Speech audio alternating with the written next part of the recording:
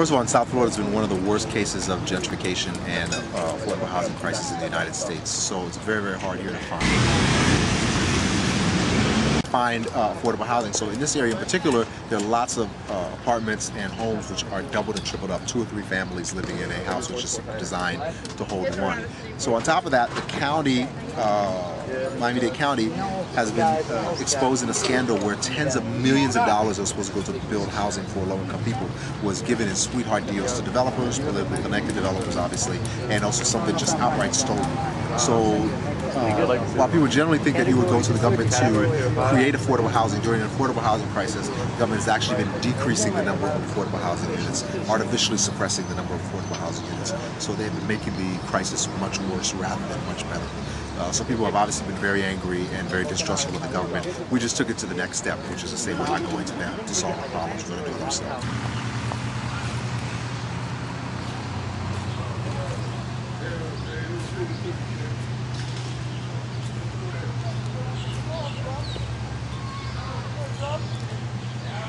Yeah, this is a shanty town that was erected a week and 3 days ago in response to the housing crisis here in Miami-Dade.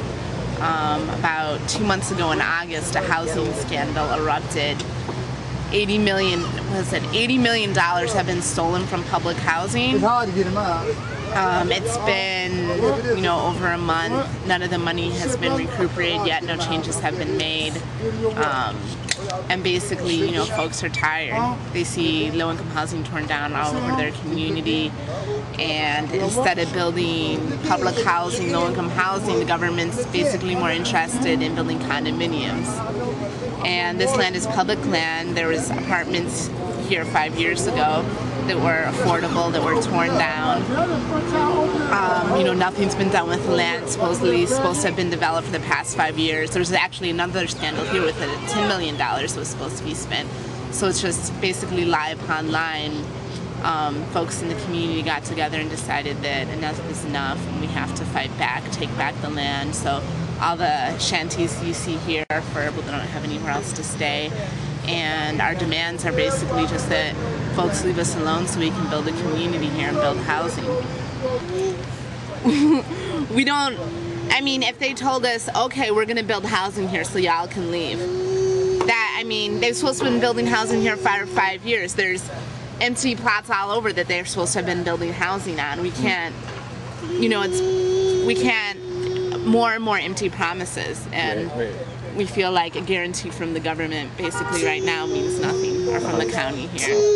Right now we just want to keep on building more shanties. As soon as we build them, more folks come to fill them. And hopefully eventually build something a little more permanent for the community here. Cool. Well, we're going to continue to build out. Back here we have the men's section here, where we have 7 or 8 units. We're going to continue to build out here, and then over here is the women's section. You can see there are a few units under construction here. We're going to continue to build out here. We have a bathroom. We're building a shower. We have a kitchen over here. We have a grill. We're just going to continue to build out and have communal space, which is what we're standing on. We're going to have nightly meetings here. Maybe not every night right away, but once a week we'll have poetry, once a week we'll have political meetings, once a week we'll have this, we'll have that.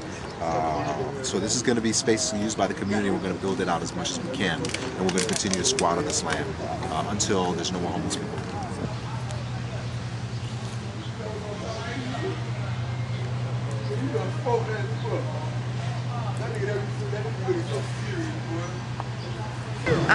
Right now there's about 9 or 10 residents, homeless people, and then also some volunteers that sleep out here too.